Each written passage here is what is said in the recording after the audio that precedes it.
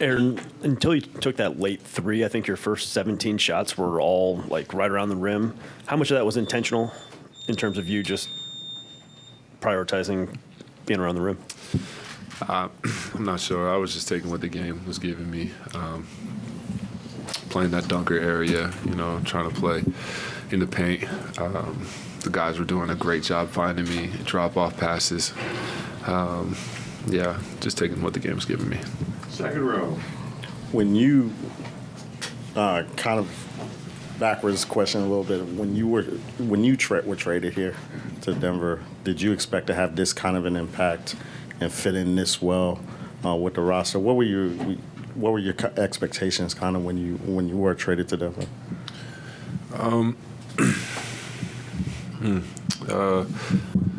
Well, quite frankly, my expectations were championships for this team. I feel like it was a great fit from the beginning. I don't think there's a lot of overlap in our starting five. And that first year that I was traded, we were going on a run, and then Maul goes down. Next year, Mike goes down. Injuries are a part of the game, but, you take those injuries out of the game. And I feel like we would have already won a championship, So it's great playing with these guys. These guys are so damn talented, just so amazing at the sport. It makes the game easy. Right. I think you had 6 dunks in this game. What allows you to thrive in that dunker position? Kind of like what I was saying. These guys are so good that I'm playing with. Jamal, Joker, MPJ, KCP. They demand so much attention on the offensive side that if you don't send the extra man, if you don't send that rotation, they're going to torch you, and they're going to continue to torch you.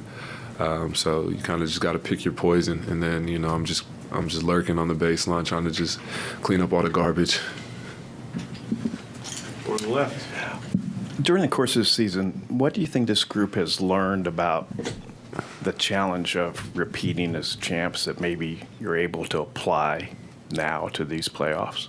Well, you get everybody's best shot, Everybody has a little bit more energy, a little bit more juice when they come and play you. And, that's something that you have to respond to as champions. And, I think that got us ready for these playoffs. Right.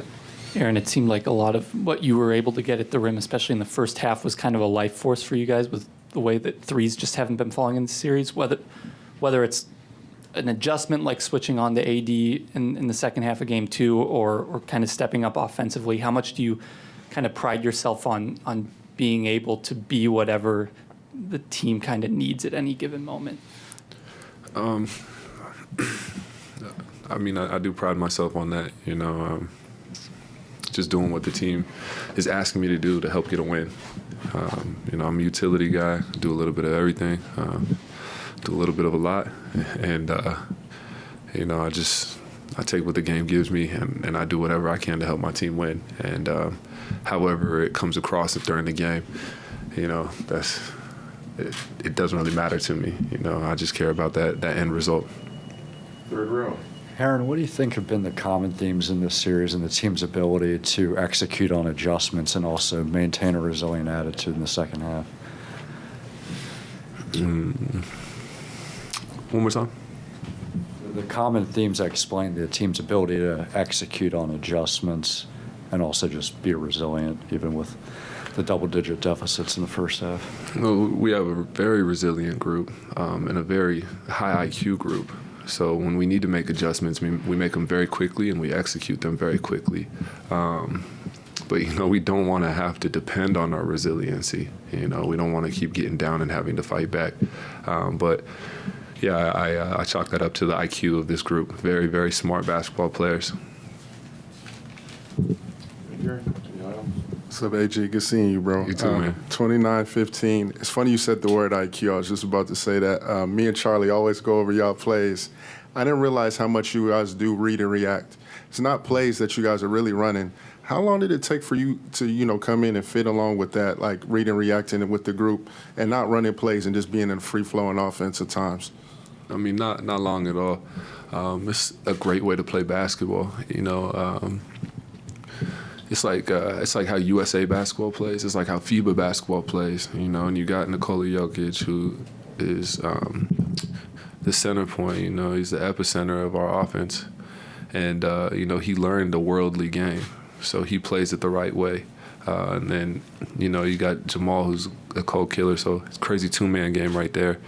And we just the open man is the right man, you know. The right man is the open man. And we make the right reads. We play the game the right way, and we are rewarded for that.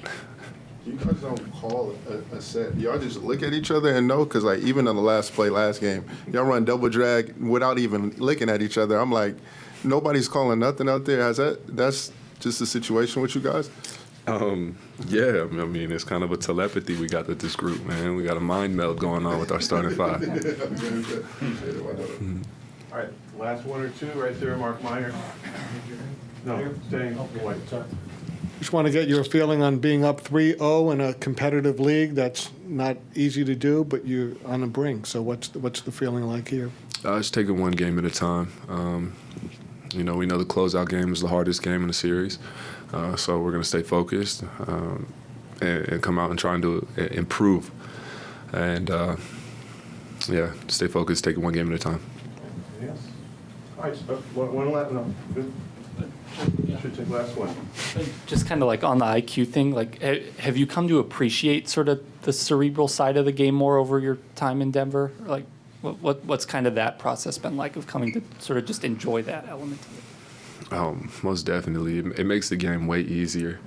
I mean, Joker's a basketball genius, you know. I mean, he's just a genius and happens to play basketball, you know. So he makes the game very easy. And when you think the game like that, the game unlocks. You know, you can start seeing plays ahead, two or three steps ahead. You can start to nuance the game a lot, and it just becomes, just easier to play. All right, we're good. We got one more to go after this, so thank you.